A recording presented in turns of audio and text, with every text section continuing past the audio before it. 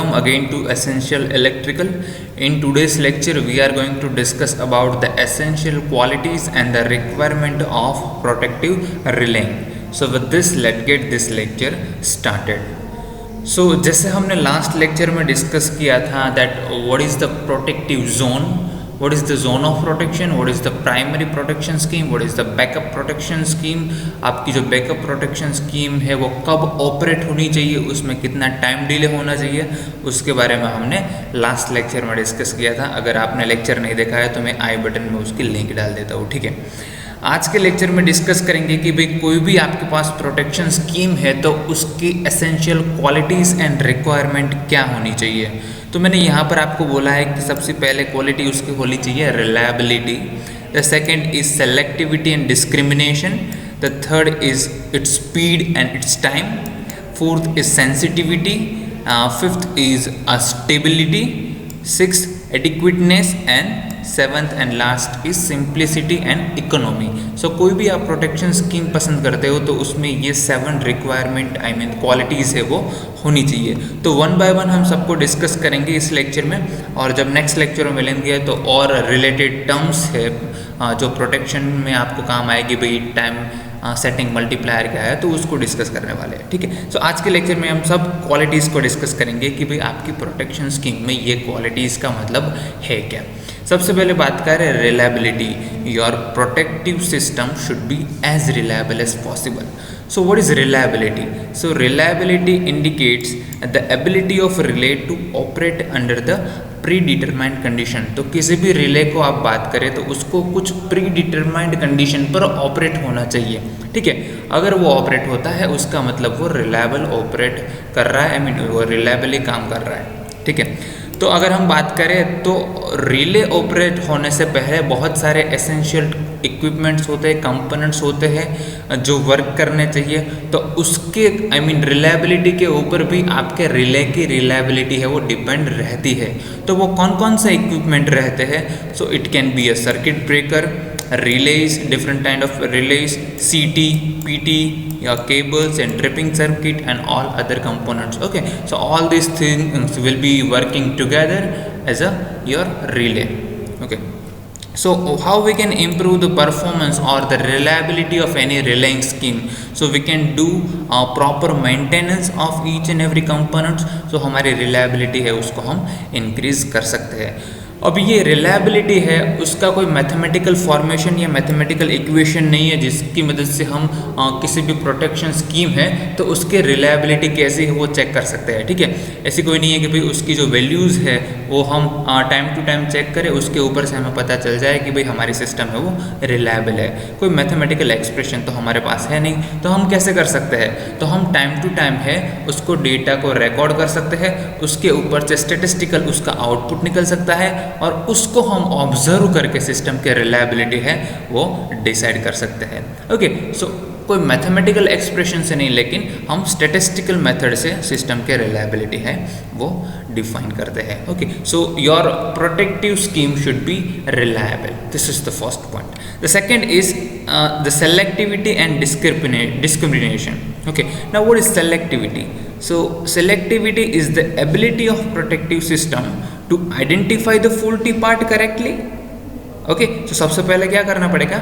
जो faulty part है उसको आइडेंटिफाई करना पड़ेगा. बाद में to disconnect that part without affecting the rest of the healthy part. Okay, तो सिलेक्टिविटी कुछ नहीं कि भाई लेट से हमारे ट्रांसफार्मर में कुछ फॉल्ट है तो सबसे पहले क्या करेंगे? ट्रांसफार्मर तो सबसे पहले हम उसको आइडेंटिफाई करना पड़ेगा कि एक्चुअल में फॉल्ट किस जगह पर है और उसके बाद उसको डिस्कनेक्ट करना पड़ेगा हेल्दी पार्ट से. ठीक है, this is what the selectivity is. Now what is discrimination? Discrimination is the ability to distinguish between the normal operating condition and abnormal operating condition. Okay, and also between the abnormal condition within the protective zone and outside of the protective zone. तो कई बार क्या होता है कि normal operating condition के लिए क्या क्या लिमिट होनी चाहिए? Okay, so your current limit, voltage limit, active and reactive power limit all will be there. Okay, so your relay should operate only under the abnormal condition. Okay. So उसके लिए क्या करना पड़ेगा, उसको डिस्टिंग्विश करना पड़ेगा कि भाई कौन सी कंडीशन है नॉर्मल है, कौन सी कंडीशन है एबनॉर्मल है। तो वो डिस्क्रिमिनेशन की जो प्रॉपर्टीज़ है वो आपके रिले में होनी चाहिए। ऑल्सो हमारा जो रिले है वो ऑपरेट तभी होना चाहिए जब फॉल्ट है उस जोन में हो, ठीक है। मैंने लास्ट लेक्चर में बोला था कि भाई अगर जोन के बाहर फॉल्ट है उस केस में भी आपका रिले ऑपरेट होता है, तो उस केस में हमारी जो बड़ी सिस्टम है वो आइसोलेट हो जाएंगी, ठीक है। तो वो रिलायबल ऑपरेशन होता नहीं है। So this is what the selectivity and discrimination is all about. Okay, now protective relay should not operate under normal condition. जैसे मैंने बताया कि जब एबनॉर्मल कंडीशन होती है उसी टाइम आपका प्रोटेक्टिव स्कीम है उसको ऑपरेट होना चाहिए। Okay, it should not operate for the foods beyond its protective zone, that also we have discussed. If it disconnect, otherwise our large part of system get isolated, which cause a lot of inconvenience to the supplier as well as the users. Let's say हमारे पास ये system है, हमारे पास ये circuit breaker है, उसको मैं number देता हूँ। Let's say this is 1, this is 2, this 3, this 4, this 5 and 6, ठीक है। यहाँ पर जोन 3 में हमारी ट्रांसमिशन लाइन प्रोटेक्शन है, वहाँ पर कुछ फॉल्ट होता है ट्रांसमिशन लाइन में, ठीक है। सो इस जोन का ही हमारा रिले है वो ऑपरेट होना चाहिए। अगर कोई दूसरा रिले ऑपरेट होगा तो क्या होगा, हमारा ज़्यादा पार्ट है वो आइसोलेट हो जाएगा, ठीक है। तो सबसे पहले हम सिलेक्टिविटी की बात करें तो सिलेक्टिविटी यानी कि इस ट्रांसमिशन लाइन में फॉल्ट होता है तो हमारा रिले 3 और रिले 4 को ऑपरेट होना चाहिए, ठीक है। ये ओपन हो जाएगा, ये ओपन हो जाएगा सर्किट ब्रेकर, तो उसकी मदद से हमारा ये ट्रांसमिशन लाइन है वो आइसोलेट हो जाएगा।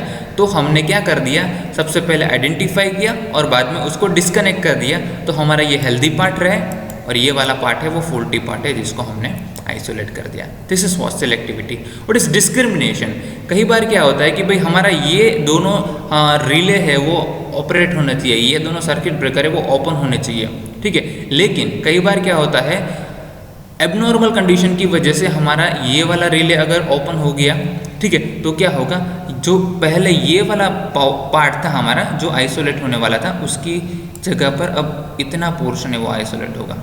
Okay, so now the large part of system is gets isolated, ठीक है। उसकी वजह से क्या होगा, it can be inconvenience to both the load, I mean the users and the suppliers. Okay, so I hope you understand what is selectivity and discrimination.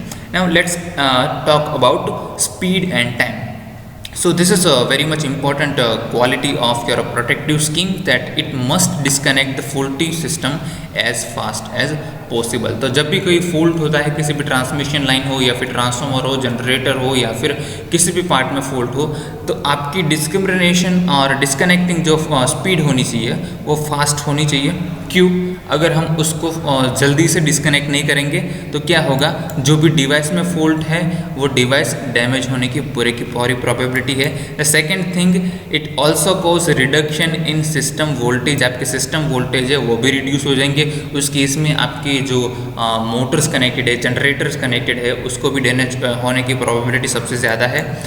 अगर हमने fault को डिस्कनेक्ट नहीं किया तो उस केस में क्या हो सकता है कि सब्सिक्वेंटली अदर ऑल्सो फॉल्ट में जनरेट, ओके, तो हमारी मोटर है, इंडक्शन मोटर है, कोई भी मोटर है, तो उसमें भी फॉल्ट होने की प्रोबेबिलिटी है।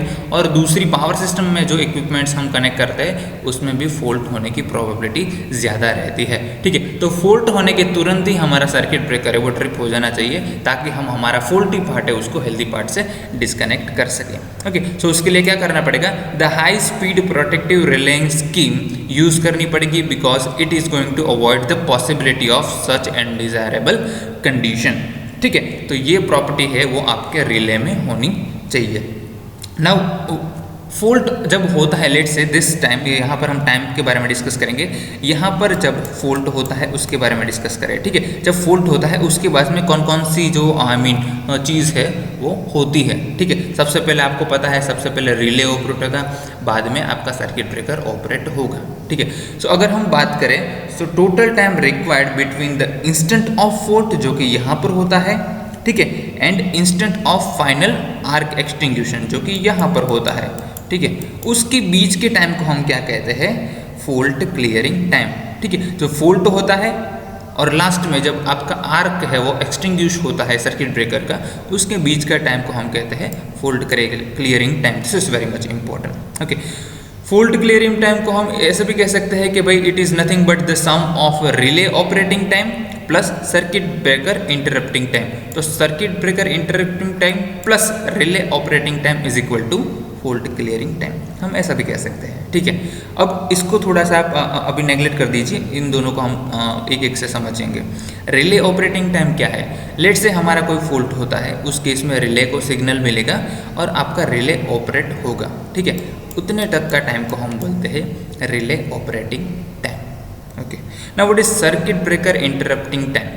तो रिले सिग्नल देगा सर्किट ब्रेकर को, तो सर्किट ब्रेकर के कॉन्टैक्ट है वो ओपन होंगे सबसे पहले, तो उसको हम बोलते हैं opening time. This is mechanical time. Okay, तो सर्किट ब्रेकर के कॉन्टैक्ट है वो ओपन हो गई, उसको हम बोलते हैं ओपनिंग टाइम। तो सर्किट ब्रेकर इंटरप्टिंग टाइम भी दो टाइम का सम है, एक तो ओपनिंग टाइम और दूसरा है आर्किंग टाइम। ठीक है, उसको भी हम समझेंगे। तो सर्किट ब्रेकर जब ओपन होगा तो सबसे पहले उसके कॉन्टैक्ट है वो सबसे पहले तो क्या है, ये से क्लोज होंगे। ठीक है, जब फॉल्ट होगा रिले को सिग्नल मिलेगा तो ये ओपन हो जाएंगे। ठीक है, अब ये ओपन हो जाएंगे, अब ये ओपन हो गए, लेकिन इसके बीच का करंट है वो अभी फ्लो करेगा। ठीक है, अभी भी फ्लो करेगा due to high value of current. तो इसके बीच में आर्क जनरेट होगा। ओके, आर्क जनरेट होगा, उसको एक्सटिंग्विश करना पड़ेगा, तभी हम फ्लो ऑफ करंट को रोक सकते हैं। तो वो आर्क एक्सटिंग्विश होने के बाद जितना आर्क एक्सटिंग्विश होने में जितना टाइम लगता है उसको हम बोलते हैं आर्किंग टाइम। ठीक है, so circuit breaker interrupting time is nothing but the sum of opening time, opening of your circuit breaker, opening of contact of circuit breaker and arcing time. ठीक है, so we can say fault clearing time is nothing but relay time plus circuit breaker time. ठीक है, so I hope you understand this. Okay, so इसको extinguish करने की speed और time आपका जो रिले है उसमें होनी चाहिए। ठीक है, ये पूरी जो साइकिल है उसमें मिनिमम टाइम आपका कंज्यूम होना चाहिए, तब आपका जो रिले है वो फास्ट ऑपरेट होगा और दूसरे जो इक्विपमेंट है जो कि हमने यहाँ पर बात की उसको डैमेज नहीं होगा। ठीक है, सो फॉल्ट क्लियरिंग टाइम जैसे हमने डिस्कस किया कैसा होना चाहिए, as small as possible, but हमें और जो टाइम लैग है उसको भी कंसिडर करना पड़ेगा।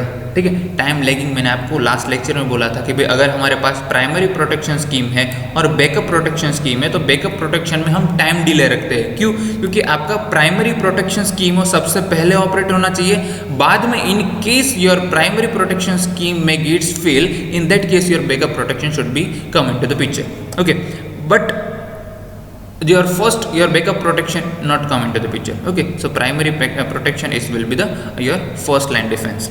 The second is to prevent unnecessary operation of relay under the transient. ठीक है, तो आपने अगर टाइम लैग नहीं रखा है, लेट से कोई फॉल्ट आता है ड्यू टू लाइटनिंग, ठीक है, बिजली पड़ती है ट्रांसमिशन लाइन में, तो उस केस में क्या होता है, your fault time will be in a microsecond, millisecond, in a second. ठीक है, कोई भी बिजली पड़ती है ट्रांसमिशन लाइन में तो फॉर अ सेकेंड हमारा जो वोल्टेज है और करंट है ट्रांसमिशन लाइन में वो बहुत ज़्यादा हो जाता है, लेकिन आफ्टर फ्यू साइकिल्स वो फिर से स्टेडी हो जाता है। ठीक है, तो उस केस में आपके सर्किट ब्रेकर ट्रिप होने नहीं चाहिए। ठीक है, तो उस केस में the case of transient we have to prevent unnecessary operation of our relay, तो उसके लिए हमें टाइम लैग है वो डिफाइन करना पड़ेगा। ठीक है, सो ये दो चीज़ हमें ध्यान रखनी पड़ेगी। So in short we can say our fast protective scheme is important quality which minimize the damage, जो कि हमने लास्ट स्लाइड में बात की, और it also improve the stability of power system. Okay, so unnecessary हम ऑपरेशन नहीं करेंगे, so ultimately it will going to improve the stability of power system. We also going to discuss about stability. We have already discussed in electrical power system, but also we are going to discuss in later on this module. Okay, now let us discuss about the sensitivity. Okay, so it should be sensitive, your relay should be sensitive so that it can operate reliably when required. Okay, तो आपका relay है वो sensitive होना चाहिए कि भाई small amount में भी कोई फॉल्ट हो रहा है तो उसकी आपकी सर्किट ब्रेकर है वो ओपन हो जानी चाहिए। आई सेड स्मॉल अमाउंट में फॉल्ट करंट फ्लो हो रहा है फॉर लॉन्गर ड्यूरेशन। ठीक है, तो उस केस में आपका रिले है वो ऑपरेट होना चाहिए। Okay, so we can say sensitivity is nothing but the ability of relay system to operate with low value of actuating quantity. ठीक है, सो उसकी लो वैल्यू में भी आपका रिले वो ऑपरेट हो जाना चाहिए। Again let me tell you for longer duration. ठीक है, अगर शॉर्ट ड्यूरेशन में ट्रांजिएंट टाइप होगा तो वो ऑपरेट होना चाहिए नहीं। Okay, So relay sensitivity is nothing but the function of your volt ampere input to the relay coil necessary to cause its operation. Okay, so उसकी तो रिले कोल आपका ऑपरेट होगा जब उसके सेकेंडरी और प्राइमरी वाइंडिंग में वोल्ट एम्पियर इनपुट की value some predefined value से ज़्यादा रहेगी. Okay, the smaller the value more sensitivity is और your relay okay, so let's say I am having a 1 volt ampere input relay which is more sensitive than the 5 volt ampere relay. Okay, so mathematically अगर हमें find करनी हो sensitivity which is given by Ks, okay, it is also known as sensitivity factor. It is the ratio of minimum short circuit current in the circuit divided by minimum operating current for the protection. Okay, so in that way we can find the sensitivity of any protective scheme.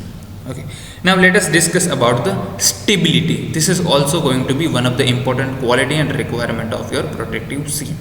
Okay, so stability is nothing but the quality of protecting system due to which the system will remain unoperating. ठीक है, तो आपकी system जितनी ज़्यादा time inoperative रहेगी उतनी ज़्यादा time आपकी सिस्टम स्टेबल है, ऐसा हम कह सकते हैं. ठीक है, जितना आप सर्किट ब्रेकर और रिले का टाइम कम यूज़ करेंगे उतनी टाइम आपके सिस्टम में वो स्टेबल है.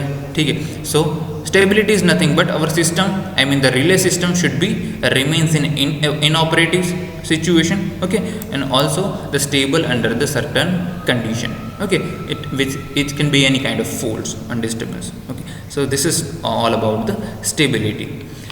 The next is adequateness. Okay, so if we talk about the different types of fault that are occurring in a power system, so there are variety of faults and the variety of disturbance that exist in a power system. Okay, और जब हम बात करते हैं to protect our system against every kind of fault, so it is nearly impossible कि भाई इतने types of fault power system में हो सकते हैं और उन सब के लिए हमारे पास कुछ ना कुछ प्रोटेक्टिव स्कीम हो. सो इकोनॉमिकल पर्सपेक्टिव की हम बात करें तो this is impossible. Okay, but हमारी जो प्रोटेक्टिंग स्कीम है वो ऐसी होनी चाहिए कि कोई भी टाइप का फॉल्ट हो तो उसको सस्टेन करने के लिए हमारी प्रोटेक्शन स्कीम है वो कैपेबल हो. ठीक है, लेकिन वो किस द एडिक्वेटनेस से हमारी सिस्टम की वो किस चीज़ पर डिपेंड करेगी. तो वो डिपेंड करेगी कि हमारे इक्विपमेंट है उसका रेटिंग क्या है, हमारे इक्विपमेंट है उसकी कॉस्ट क्या है, हमारे इक्विपमेंट है उसका लोकेशन कहाँ पर है, तो उस केस में किस टाइप का रिले हमें यूज़ करना चाहिए. ठीक है, उसकी पता चलेगा. और the probability of abnormal condition. ठीक है, प्रोबेबिलिटी कब सबसे ज़्यादा कहाँ पर है उसके ऊपर से हम डिसाइड करेंगे कि भाई हमारा रिले है वो कैसा होना चाहिए. ठीक है, हमें पता है कि भाई ट्रांसमिशन लाइन में उसमें तो फॉल्ट होने की प्रोबेबिलिटी सबसे ज़्यादा है, तो हमारा the main focus of protection should be on transmission line. Okay, now the last but not the least is the simplicity and the economy. Okay, this is also going to be very important. So we know that the cost economy, if we talk about the economical perspective, हमें पता है कि भाई किसी भी चीज़ की हम बात करें प्रोटेक्शन की तो उसकी जो इकोनॉमी कॉस्ट है वो कम से कम होनी चाहिए. Okay, but as a rule की हम बात करें तो हमारी प्रोटेक्शन स्कीम है उसकी कॉस्ट कितनी होनी चाहिए.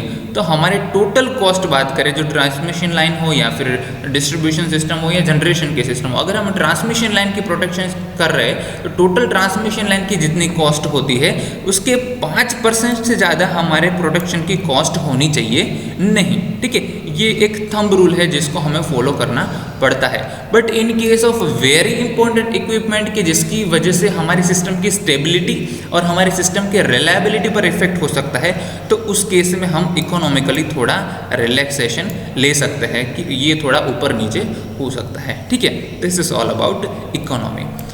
The second is simplicity. So your protective relay should be as simple as possible so that it can be easily maintained. क्योंकि अगर मेंटेनेंस की बारी आती है तो अगर हमारी सिस्टम है वो सिंपल रहेगी तो उस केस में मेंटेनेंस इजी रहेगा. अगर कॉम्प्लेक्स सिस्टम होगी so maintenance will be difficult. Okay, so in short we can say the simpler the systems are always more reliable. Okay, and as a power electrical engineer our aim is to make the system reliable और continuity of supply है वो रहना चाहिए.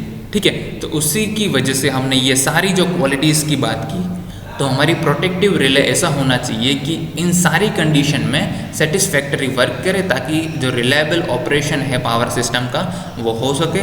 जो continuity of supply है to consumer वो हो सके। ठीक है, तो ये सारी चीज़ हमें ध्यान में रखनी पड़ेगी। ठीक है, तो आज के लेक्चर में सिर्फ इतना ही। अगर किसी भी पॉइंट पर डाउट हो तो आप कमेंट सेक्शन में कमेंट्स कर सकते हैं। डिस्क्रिप्शन में मैंने डिटेल डाली है, मेरे व्हाट्सएप नंबर है, ईमेल आईडी है, वहाँ पर भी मुझे आप कॉन्टेक्ट कर सकते हैं। This is all about today's lecture. जब नेक्स्ट लेक्चर में मिलेंगे, we are going to discuss about the terminologies which is going to used in a protective relaying scheme. Thank you so much. See you guys in my next lecture.